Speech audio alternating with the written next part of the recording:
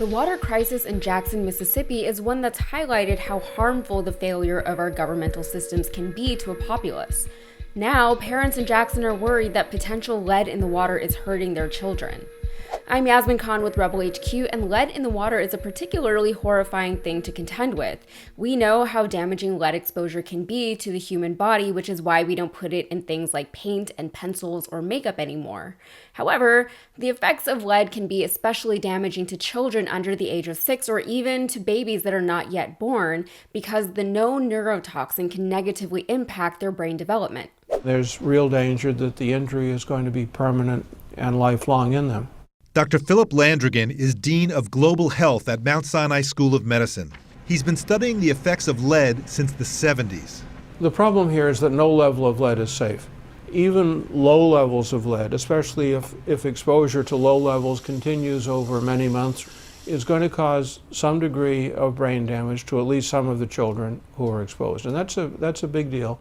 Exposed children are at risk for a number of problems, including lower IQ scores, developmental delays, and behavioral issues such as attention deficit hyperactivity disorder. Even after lead exposure stops, the effects can last for years or even be permanent. Today, the parents of about 2,000 Jackson area kids are suing the city and state over what they suspect to be lead in the water. Jackson, which has earned a reputation for its frequent boil water notices, is unfortunately used to having issues with its water supply. According to an article from CNN, boiling water for bathing and cooking is a common practice within the city, but boiling water actually increases the lead concentration in water. The parents involved in the suit have reported similar symptoms amongst their children, symptoms that can all be linked to lead poisoning. These symptoms include lack of focus, behavioral issues, and learning disorders, sensory issues, forgetfulness, and more. These issues, while not necessarily acute or grotesque, can severely impact one's quality of life, specifically in the way that they can affect one's ability to learn and retain information. According to the brief from the National Center for Healthy Housing, quote, over the past 50 years, a growing body of scientific evidence has documented the connection between elevated childhood lead exposure, even at low levels, has a significant negative impact on health and educational outcomes. Lead exposure occurs more frequently in low-income children and children of color and is an important factor in the educational achievement gap between children and different racial and income groups. Investing in the prevention of lead exposure and improved housing quality will yield improvements in educational outcomes. Recent research has found that even very low levels of lead exposure can have a detrimental impact on a child's IQ, likelihood of having a learning disability, educational attainment, and reading readiness at kindergarten entry. Children of color and children living in poverty are disproportionately at risk for elevated blood lead levels. And this is a good time to remind you that the city of Jackson has an 82% Black population. The suit alleges that city and state leaders knew of the lead threat in the drinking water for 2 years before saying anything about it publicly in 2016. As more and more parents turn plaintiffs, children are in the process of getting blood tests to determine their blood lead levels. While the effects of lead poisoning on children are largely irreversible, the problem cannot continue to go unresolved. It's a basic human need, and whether it's lead or something else, the water supply has been compromised in one way or another. Mississippi is no stranger to infrastructure issues, which are part of the problem. But another part of the problem is that the Republican-run state has an apparent habit of disinvesting in majority Black areas such as Jackson. In a chicken or the egg situation, the population in Jackson has been dwindling for decades, taking with it additional tax revenue that the city could have invested back into its communities. This leaves the city dependent on federal aid for all of its infrastructure concerns, but that federal aid is often given to the state for the state to then distribute. However, once that happens, the aid isn't adequately distributed to the communities that need it the most. Jackson's chief engineer, Charles Williams, estimates that Jackson would need to spend at least $1 billion to fix the city's drinking water system alone. It would take another $1 billion to address its sewage issues. Over half of the pipes in Jackson need to be replaced, and the longer these problems aren't addressed, the more people are forced to live in unsustainable conditions, the more people are likely to leave, and the cycle continues. With less tax revenue and aging infrastructure, the entire situation worsens over time. The aforementioned $2 billion in spending wouldn't even begin to address other infrastructure concerns in Jackson, such as roads and bridges, the electric grid, public transit, and wireless internet access. Even with Biden's trillion-dollar infrastructure bill, nowhere near the necessary amount would be given to Mississippi. And local officials are concerned that of any federal money allocated to Mississippi, not enough of it will reach Jackson.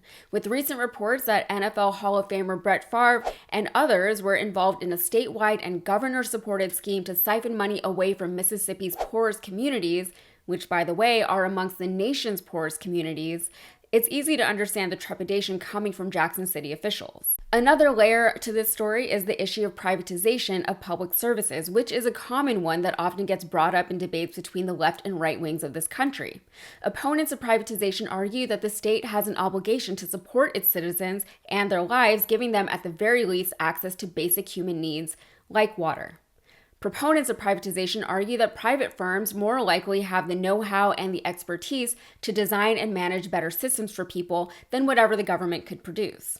Of course, nothing is quite as simple as that. Private firms tend to charge more for their services on the grounds of their expertise, and with little competition in their fields, their customers are susceptible to price hikes and poor customer service without much accountability.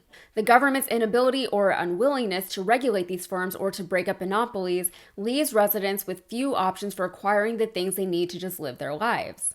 The situation in Jackson exemplifies this conundrum, with the state governor stating that privatization of Jackson's water is, quote, on the table, and the mayor saying that private firms aren't providing services for the sake of service, they're doing it for profit.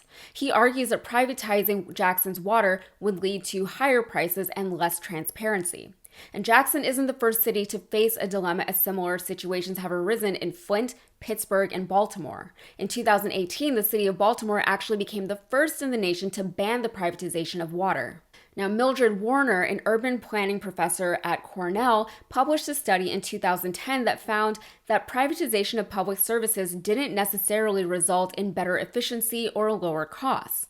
Another study found that while privately provided services tended to cost more than public ones, they were more accessible to low-income areas and they were more reliable. Warner believes that cities like Jackson and low-income areas need state subsidies to support their residents, but that support hasn't come. Warner believes there's a middle ground to be found where outside experts could be brought in as consultants to help inform the state and local officials on the best ways to remedy the situation. Warner says that privatization isn't the answer to Jackson's problems. Money well spent and smart, sufficient investments in the city's infrastructure are the answers. Now, Jackson has already dabbled in privatization before, though. In 2010, Jackson entered a $90 million contract with Siemens in exchange for new water meters, but long story short, the meters were faulty and they caused even more problems for the city down the line. Now, Warner published another study on 500 of the nation's water systems earlier this year. She said, quote, "What was disturbing about the 500 water systems is that private ones had higher rates and more affordability problems. And this was true after we controlled for the age of the system and the source of the water. The way around private firms artificially inflating prices and price gouging would be strict government regulation and oversight, but Mississippi's track record for managing its own state funds doesn't instill a lot of confidence in Jackson residents." All of that said, the Poor People's Campaign held a rally in Jackson earlier this week demanding public investment in Jackson's water system, calling to, quote, "free the land, clean the water, keep it public." All right, that is it for me. Please like and subscribe if you got something out of this content, and be sure to follow me over on Instagram and TikTok. Thank you.